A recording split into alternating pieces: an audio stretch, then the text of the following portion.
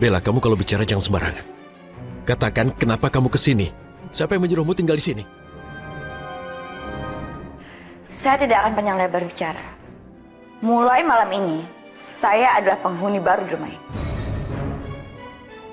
Apa Priti yang sudah menyuruh kamu tinggal di sini? Kenapa ini kamu katakan? Priti itu kan sudah menyerahkan semua asetnya kepada saya.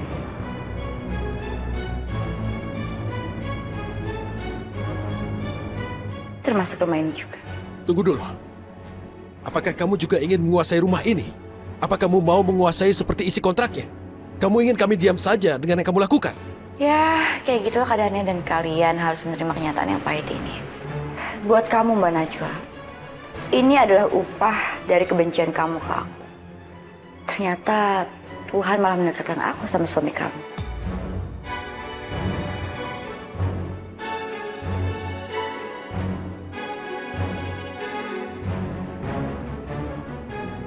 Kayaknya benda-benda di rumah ini cukup sesuai dengan seleraku. Mewah dan berkelas. Saya suka. Bella, sebaiknya kamu pulang saja sekarang. Rumah ini masih menjadi milik mertuaku. Dan aku punya kewajiban untuk melindungi istriku dari orang sepertimu, Bella. Oh, jadi menurut Bapak kalau saya ini berbahaya? Gini ya, Pak. Bapak nggak usah khawatir, karena saya itu masih punya hati nurani. Dan saya akan tetap membiarkan kalian untuk tinggal di sini. Sekarang saya mau cari kamar tempat saya tidur. Bapak bisa bantuin saya kan?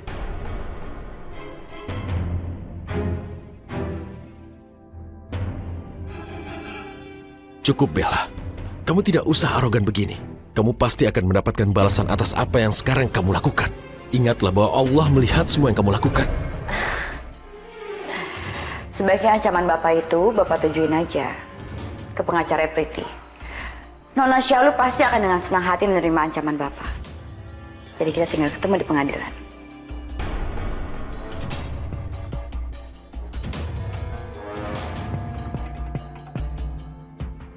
Rehan, tanganmu sebentar lagi tidak akan ada di bahu Najwa, tapi ada di bahuku yang akan memberimu belayan penuh cinta.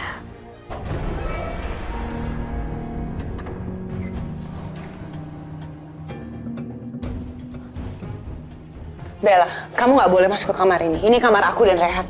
Oh, ternyata ini kamarnya Mbak Najwa sama Pak Rehan. Pantesan nyaman.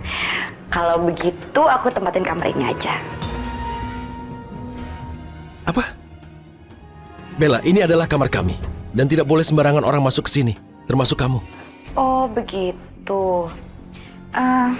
Tapi jangan lupa, kamar ini termasuk dalam objek perjanjian. Dan aku adalah pemilik sah dalam setiap ruangan yang ada di rumah ini. Termasuk kamar ini. Jadi kalian tidak punya hak lagi atas kamar ini. Kamu ini bebal atau bagaimana, Bella? Bagaimana kamu bicara seperti ini? Apa, Pak? Saya bebel. Terus istri Bapak gimana? Dia juga bebel kan? Dia itu nggak peduli kalau ternyata kita itu sebenarnya ditakdirkan buat bersama. Sudahlah, Bella. Aku tidak peduli dengan apa yang kamu katakan sekarang, oke? Saya sih udah nggak peduli apa omongan orang. Tapi saya akan berbaik hati sama kalian. Kalau memang Pak Rehan biasa tidur di rumah ini dan di kamar ini, gimana kalau kita tidur di kamar ini bertiga? Ini hal gila yang baru aku dengar sekarang. Bagaimana kamu bisa berpikir seperti itu? Ini benar-benar ide yang sangat gila. Bagaimana mungkin kita bertiga tinggal di satu kamar? Dari mana ide gilamu itu bisa muncul?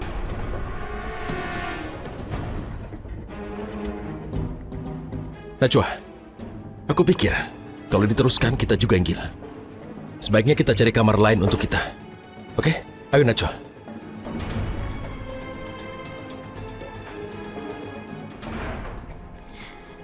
Kalau Pak Rehan biasa tidur di sini, sekarang aku yang nempatin kamar ini.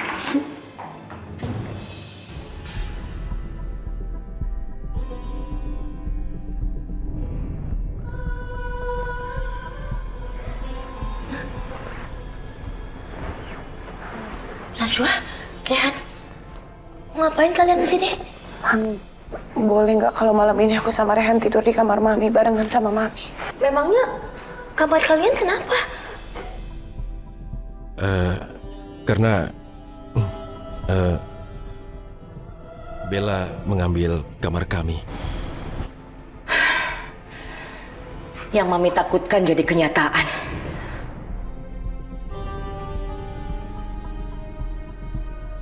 Bagus. Sekarang Rehan dan Najwa terpaksa harus pindah ke kamar Ibu Hilda.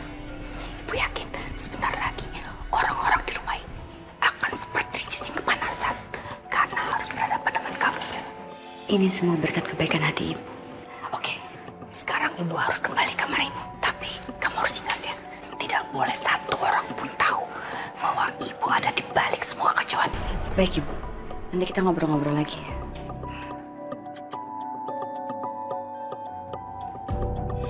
Mami boleh kan? Malam ini aku sama Rehan tidur bertiga sama Mami. Bertiga? Kamu pikir Mami mau tidur bertiga sama kalian? Enggak. Kami nggak mau. Ya udah deh, kalau gitu kami tidur di sofa aja. Maaf ya Mami ganggu waktu tidurnya Mami. Iya, maaf. Udah, kalian berdua tidur aja di kasur yang empuk ini. Biar Mami yang tidur di sofa. Nggak apa-apa, biar kami aja.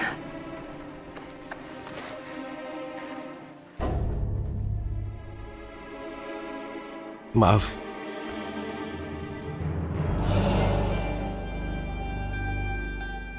Ya Allah, semoga besok pagi Rehan bisa membicarakan masalah ini dengan Nona Syalu. Dan semoga pengacara Priti itu bisa mengambil jalan tengah yang terbaik untuk kami semua.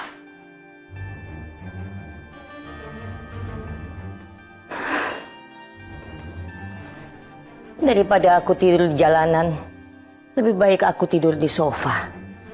Yang penting aku harus tetap tinggal di rumah ini.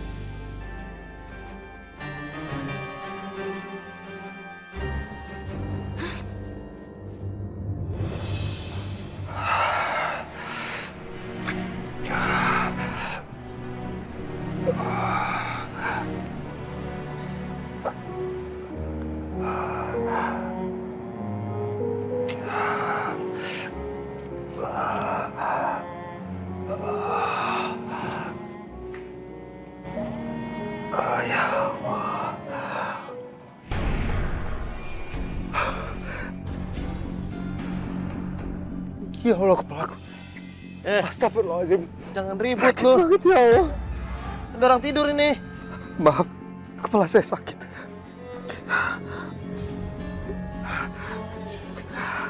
Aduh, lu kagak bisa dibilangin ya. Ada orang tidur. Lu kalau sakit, ke rumah sakit sono. Iya, Lu Pak. sana. Lu ke sana lah. Iya, iya. Sana.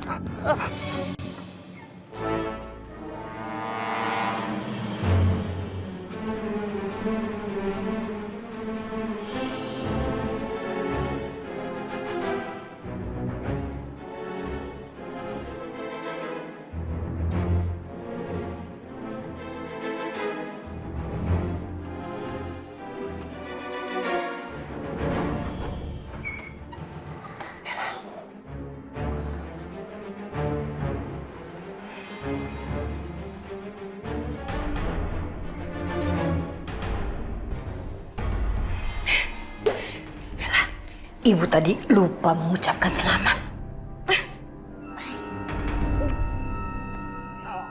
Selamat ya. Akhirnya kamu berhasil mendapatkan apa yang kita inginkan. Semua ini kan atas dukungan dan support dari ibu juga. Dan peluang yang ibu kasih ke saya. Kalau kamu menuruti semua yang ibu sarankan, kita pasti akan berhasil. Dan sebentar lagi, kamu akan bisa mendapatkan Rehan. Karena kamu kan sekarang yang berkuasa. Setelah ini, apa yang kita rencanakan? Setelah ini, kamu harus segera menikahi Rehan.